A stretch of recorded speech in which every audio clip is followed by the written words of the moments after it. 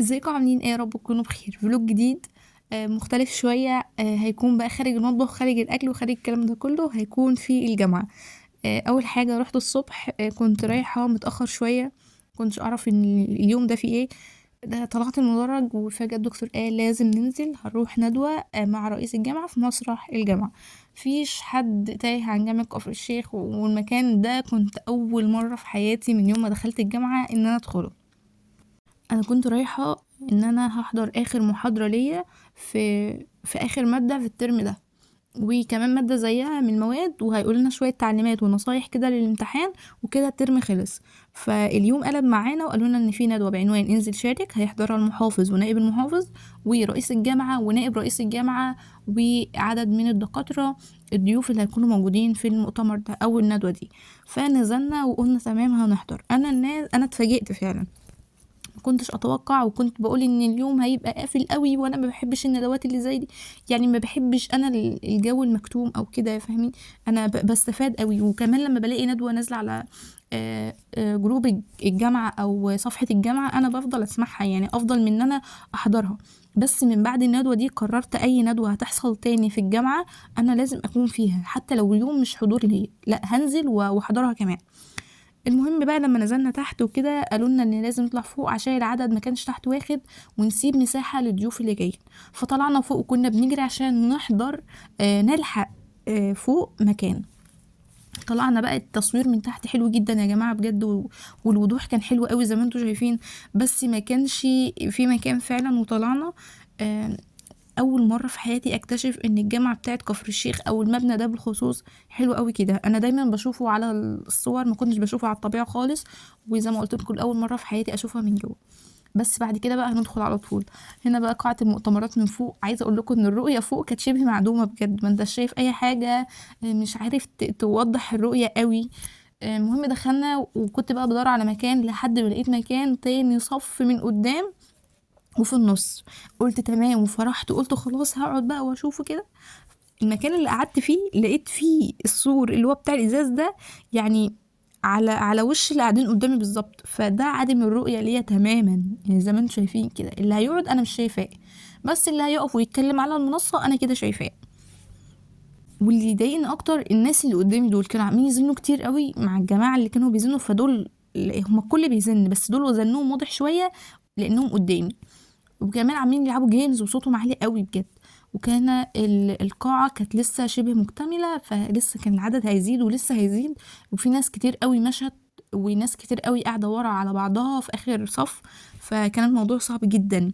أنا بجد الحمد لله الحمد لله بحمد ربنا إن أنا حضرت الندوة دي. الخصوصية عندنا في الجامعة، لأ الخصوصية عندنا في مصر كلها. فضلنا بقى قاعدين مستنيين، واغاني وطنيه واناشيد وطنيه، وحاجه كانت في منتهى الجمال بجد. كان حاجه كده حلوه قوي، وانفعال شديد جدا من اللي كانوا حاضرين.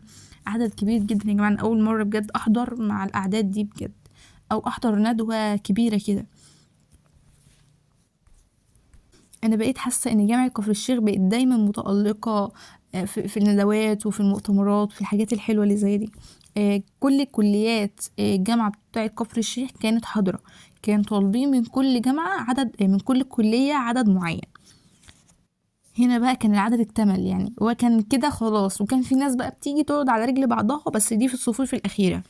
هنا بقى كان المحافظ وصل ورئيس الجامعة والنواب الجامعة والنائب المحافظ وعدد من الدكاترة، أبرزهم دكتور طاهر نصر. ده بجد اللي ختم معانا الندوة. فرق جدا جدا جدا في الندوة. أنا حسيت فعلا إن أنا حبيت الندوات اللي هتحصل في الجامعة بسببه. هنا بقى النشيد الوطني، وكان لازم كله يقف.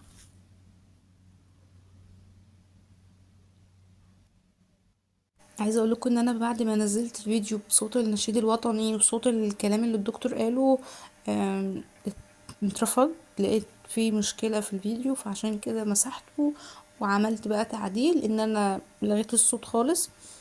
ده كان افضل حل يعني، ان انا انزل الفيديو. فانا كان نفسي اوريكم كل الحاجات اللي بتحصل وكل الحاجات اللي بتتقال في الفيديو، بس في حاجات كتير قوي اتحسبت، وفي حاجات كتير قوي صوتها اتقفل.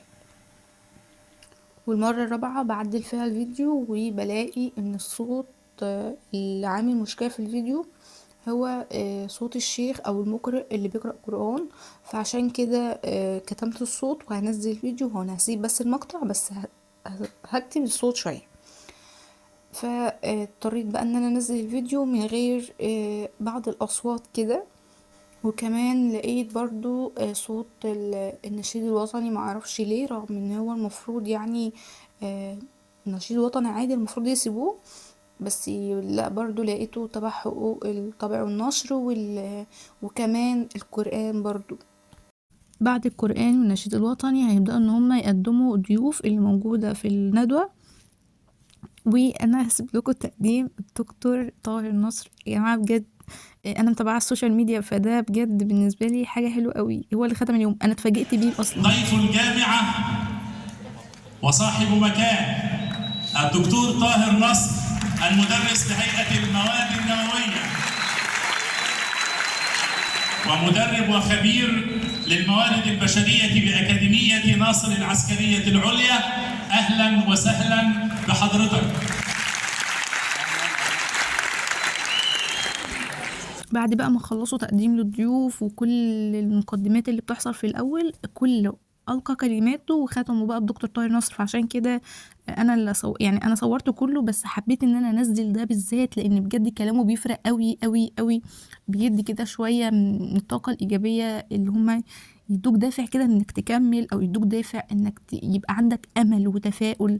فده بجد اللي فرق قوي، واتفاجئت ان هو موجود اصلا. يعني اليوم بقى حلو قوي بيه. ركزوا بقى في كل كلمة هو بيقولها في المقاطع اللي جاية. حاولت على قد ما اقدر انزل كل المقاطع اللي هتبقى مقبولة في الفيديو. فوق عشان اهلك اللي بيحبوك وتعبانين عشانك، فوق عشان ولادك اللي لسه هيجوا قدام وهتبقى المثل الاعلى ليهم، فوق يا جدع عشان كل حلم بتحلمه. محتاجين نحط معتقدات نؤمن بيها، نحطها جوانا. اي حاجه لو احنا حابين نقنع الناس بمفاهيم جديده ان المحاوله نجاح حتى وان لم تصل، وان الرفض نجاح حتى لو ما تجاوزتش، وان السعي نجاح حتى لو اتاخرت في انك تحقق. عايزك تقول لنفسك كده، تشكر نفسك على كل مجهود بتبذله وانت من جوه عندك ايمان انك بتدافع عشان حاجه. تشكر نفسك على كل وقت بتبذل فيه مجهود وانت بتشتغل على. بجد كان نفسي انزل مقاطع اكتر من كده، بس دول اللي كانوا معايا. الباقي ما سيفتهمش خالص، وسالت اكتر من حد ما لقيتش معايا حاجه مهمه انزلها. فبجد كان نفسي اليوم يكون اطول من كده. هما تقريبا نص ساعه بالظبط ما كملوش. فدولت ابرز الكلمات اللي هو قالهم. وبعد كده بقى خلصنا وخلاص طالعين. احنا فضلنا واقفين مذهولين من الكم اللي بيطلع من تحت ومن فوق. هو يعني تخيلوا القاع من تحت والقاع من فوق، كل ده بيطلع على الباب ده. يعني هو ده الباب الخروج الواحد على ما سمعت، يعني ان هم قالوا لي كده. انا ما اعرفش اماكنها ايه، هي كبيره جدا يعني، المبنى ده كبير قوي. طلعنا بقى، فضلنا برضو واقفين فتره لحد ما طلعنا وجبنا سبيروس باتس وختمنا اليوم ومروحين. عايزه اقول لكم كمان ان سبيروس باتس دي عندنا ب15 جنيه جوه الجامعه. بره الجامعه هتلاقوها ب8 جنيه. روحت بقى لقيت ماما عامله لنا فراخ ومحاشي بتنجان وكوسه وورق عنب، ولازم اكل من ورق عنب. الباقي ما يفرقش معايا، الا ده هو بيفرق معايا قوي يعني، ما المقرب ليه. والسلطه. وفضلت بقى اكل لحد بجد ما اتنفخت من الاكل، فالحمد لله. بعد كده بقى لازم اشرب نسكافيه عشان المقاطعه، عشان محدش يقول المقاطعه وكده. احنا لما بنجيب نسكافيه اللي بيخرج بيجيب كميه ويرجع، تمام. ايا كان انت بتروح سوبر ماركت لازم اساس تجيب نسكافيه. فاحنا نفضل نجيب لحد ما نعمل كميه كويسه وبنحطها في درج. فاللي بيفتكر النسكافيه ده بيشرب منه بيبقى بقى فيه انواع مختلفه، فانيليا وكراميل والحليب والنسكافيه العادي. فده كان موجود عندنا، فاحنا مش هنرميه عشان جبناه وكده. احنا جبناه فهنشرب منه لحد ما الكميه تخلص ومعناش هنجيب تاني. حتى برضو عمو بتاع السوبر ماركت قال انا جبت الحاجه بفلوس ودافع فيها فلوس، انا كده كده عامل مقاطعه وما عدتش هجيب الحاجه دي تاني. انا لما الكميه بتاعتها تخلص فانا كده كده مش هجيبها. يعني هم اصلا مش هيستقبلوا اي انواع تانية من اللي موجوده في المقاطعه داخل اي سوبر ماركت. فخلاص بقى كل عمل مقاطعة. وختمت بقى اليوم بالنسكافيه وكتاب ابقى قويا 365 يوم. كنت قريت اليوم ده. وكان نفسي انزل فيديو يوم الثلاث اللي هو كان يوم الندوة، ولكن اتأخرت قوي على ما منتجت لان انا قدامي كذا حاجة بتحصل. فادعوا لي بقى الفترة دي عشان داخلين على الامتحانات، ويا رب انزل كم من الفيديوهات قبل الامتحانات كده. وما تنسوش بقى لايك وشير واشتراك في القناة، ولو عجبكم سلسلة الفيديوهات من الفلوجات قولولي في الكومنتات عشان انزلها، واشوفكم فيديو جديد على خير.